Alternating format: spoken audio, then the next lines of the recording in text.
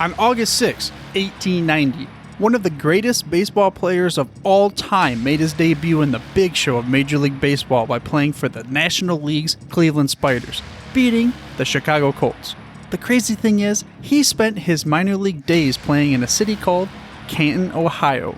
And after his last game in Canton, on June 25th of that year, it only took about a week for that team to fold, seemingly a sign for the spite in the city to shift towards football. That dude's name?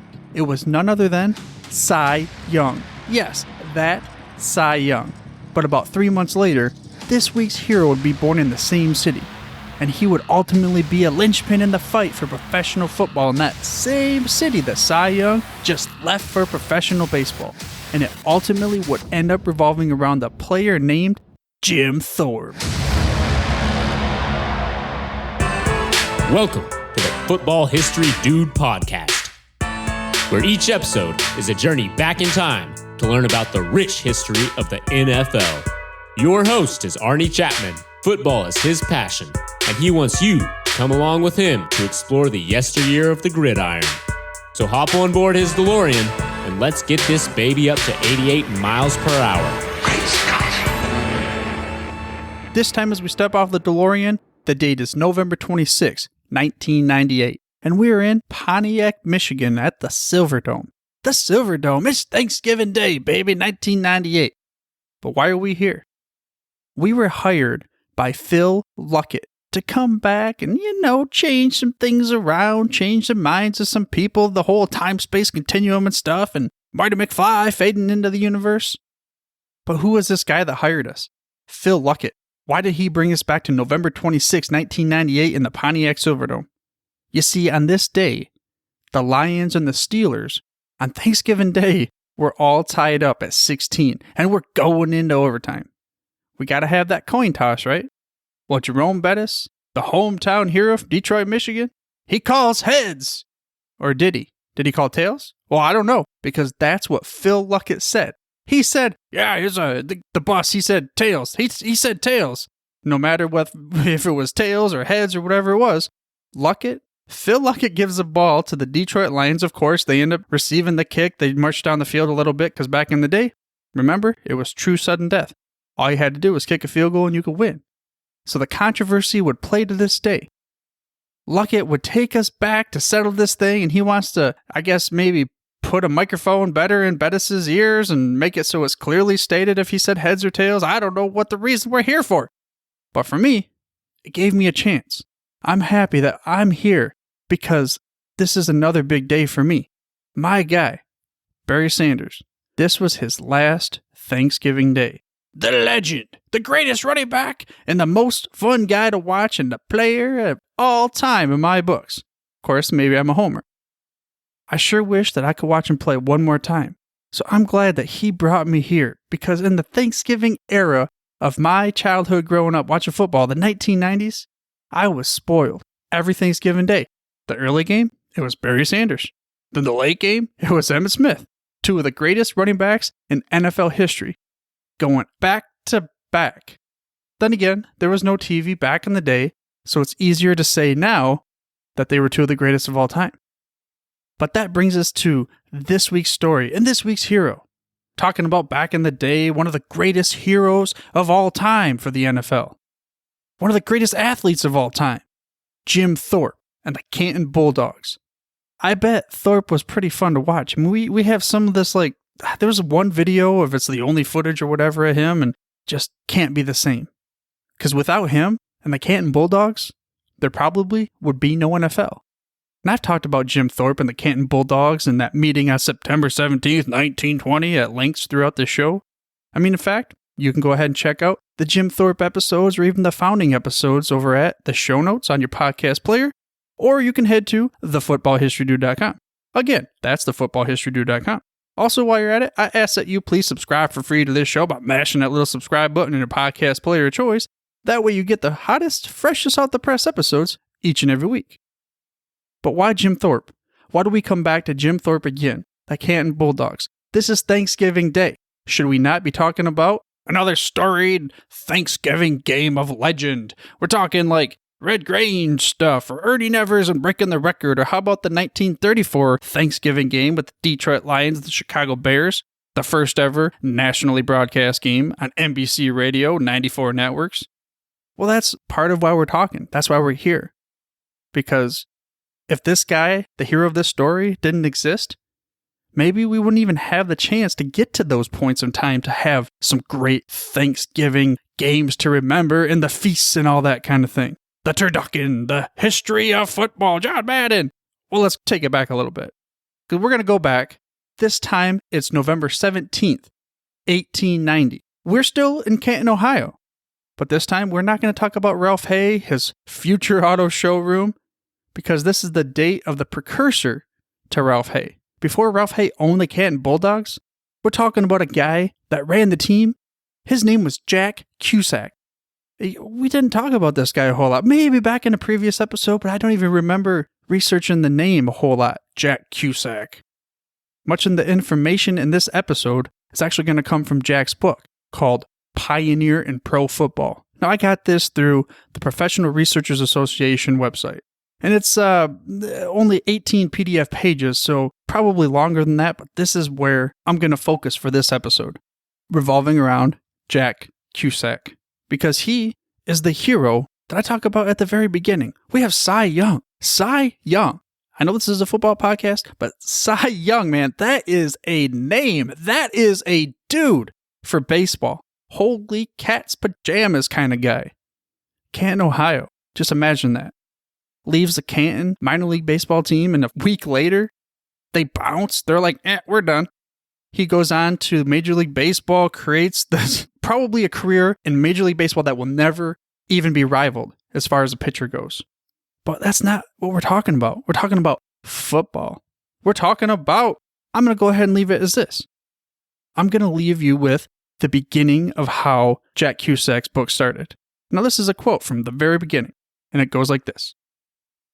Professional football, the most rugged and fascinating sport ever devised since the ancient Greeks started the Olympic Games 2,500 years ago in the fields beside the Alpheus River, is as typically American as Western rodeo and Alexander Cartwright's invention of a thing he called baseball.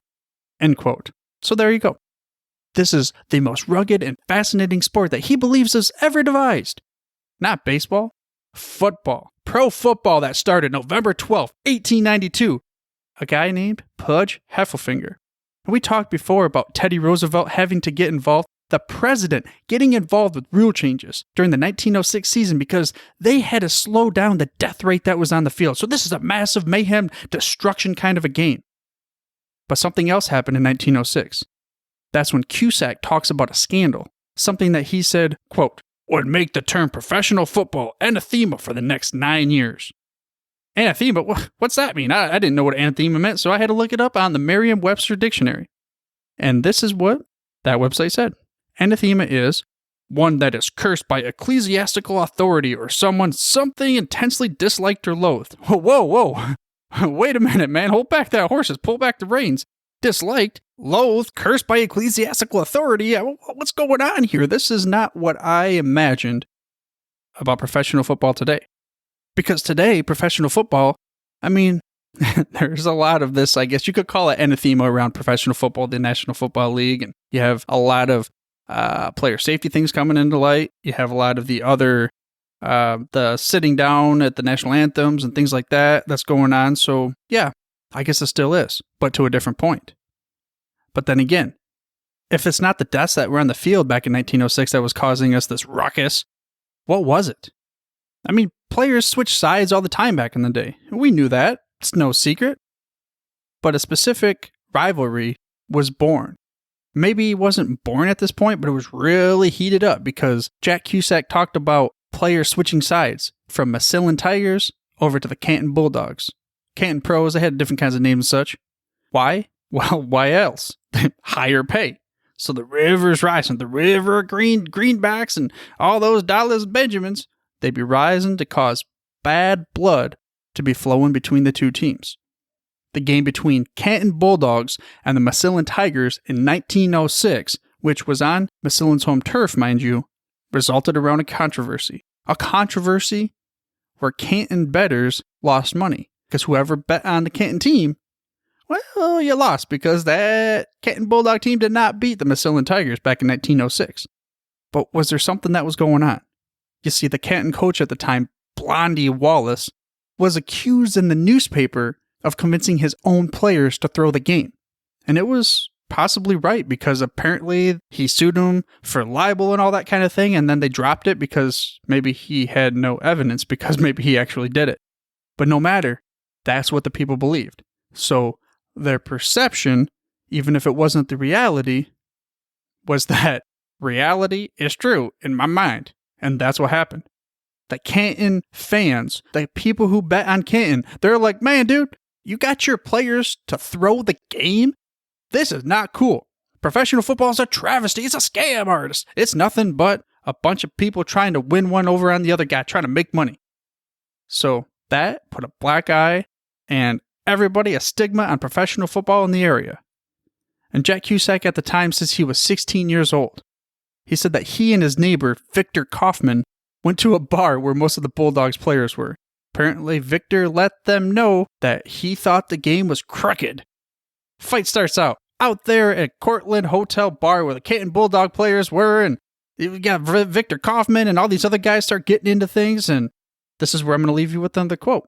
A quote that kind of sums up what he thought of how the fight went down. This is from Jack Cusack's book.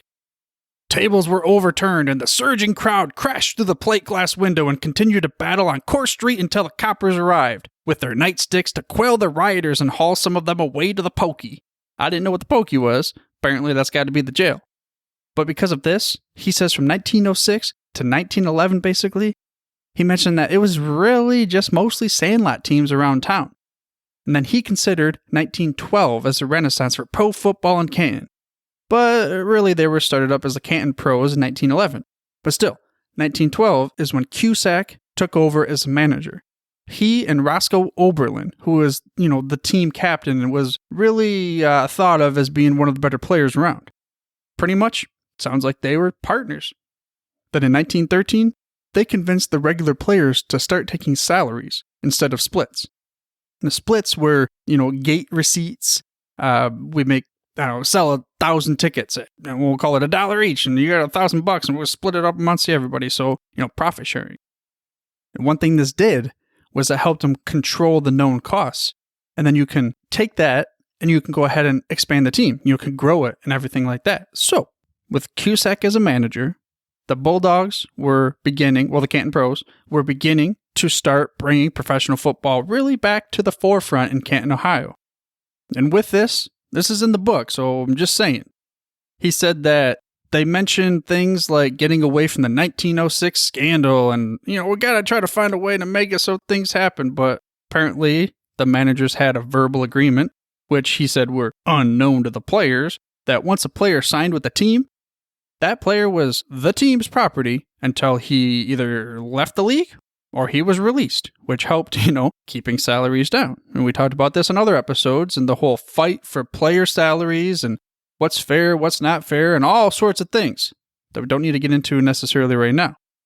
Because in the summer of 1914, Cusack was called to the Massillon Chamber of Commerce to talk about plans to start up the team again over there in Massillon. They had an idea. Well, let's steal the top players away from the Akron Indians.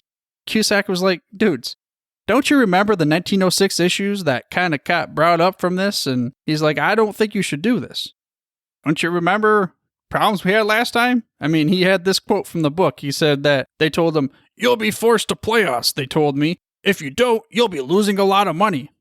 Then I said, I realize that, but I'd rather fold at Canton than risk losing the confidence of the public, thus destroying the game.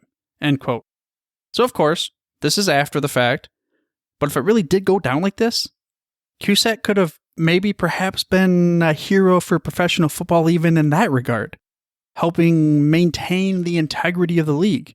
I mean, there's a lot of other things going on, but at least that portion, who knows? Because in 1915, perhaps a pivotal moment for the NFL. Cusack had this idea. Something that we alluded to at the very beginning of the episode. He had an idea to sign a living legend to his team.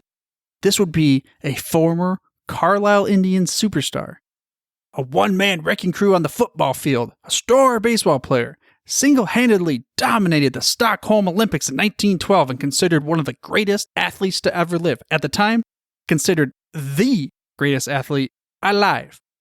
The one, the only, incredibly awesome guy and statue you'll see at the Professional Football Hall of Fame, or at least at the beginning there, when it was founded. He was at the entrance. His statue. Say it with me.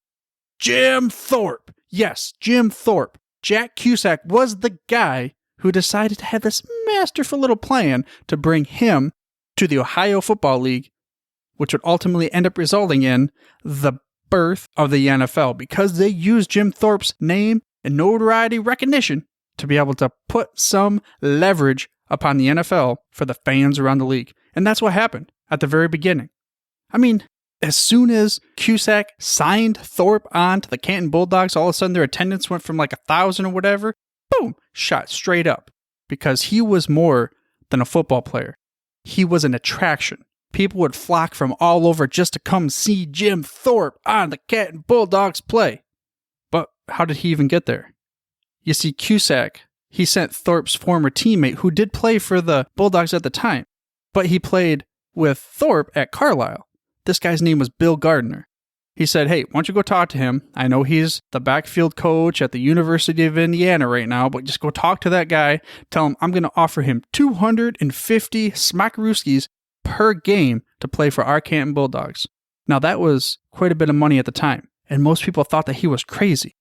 However, like I said, that money was well worth it. The investment for Jim Thorpe, the greatest athlete on the planet at the time, translated into fans, and the momentum was building and rising for professional football in the Canton, Ohio area and the Ohio League. People were starting to flock. They wanted to watch Jim Thorpe and his Canton Bulldogs take on teams like the Massillon Tigers. Cusack said in 1916, basically the entire team for his Bulldogs and the Massillon Tigers were made up of all Americans. These are all Americans that previously elected not to play professional football, because we've talked about it in the past.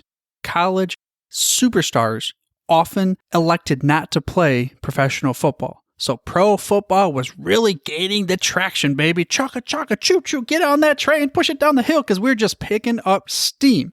Until April 2nd, 1917. If you don't know what that date is, that's the day that President Woodrow Wilson would go before the joint session of Congress to request a declaration of war against Germany. On April 4th, the Senate would approve. Then 2 days later, the House approved. America was about to enter the Great War. Way bigger ramifications than this little tiny thing called football. But holy crap, a dent in the traction for professional football. It's like throwing that train down the tracks and someone pulled the pins out of the rails. And they took a few of those rails out. And oh man, can't stop this thing. You don't think you can stop the train. But then the rails are gone and things start tumbling over and everything starts crashing. Just like professional football did during that time. But thankfully, it didn't go away forever. Because the spring of 19, Cusack said that he received a letter. He was down in Oklahoma in the oil fields. He received a letter from Ralph Hay basically offering to take over the team.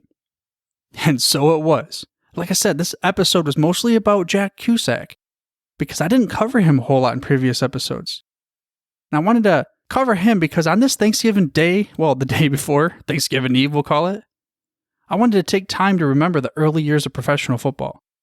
And take time to remember those that we don't think about often for giving us what we nowadays just take for granted.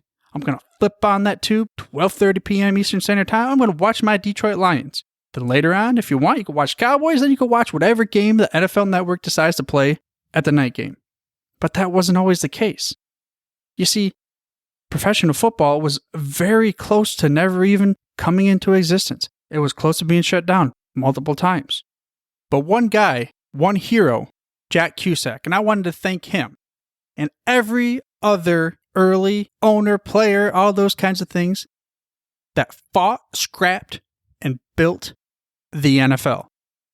I mean, owners nowadays, they don't really have to worry too much about this sport of the NFL, the sport of professional football.